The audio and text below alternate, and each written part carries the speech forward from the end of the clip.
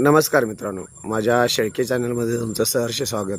मित्रांनो, असाच तुमचा सबस्क्रायबरांचा सगळ्यांचा पाठिंबामुळे मला व्हिडिओ करण्यास प्रोत्साहन मिळत आहे.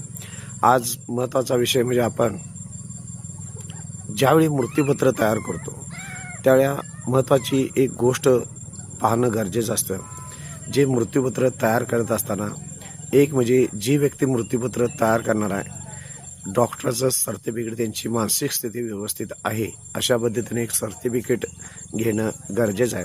आणि त्याचबरोबर जे 2 साक्षीदार तुम्ही घेताय ते साक्षीदार वेगळे असावेत. पै पाहुणे किंवा भावकीतले, त्यांचं आणि त्याचं नातं जवळचं शक्यतो असू नये.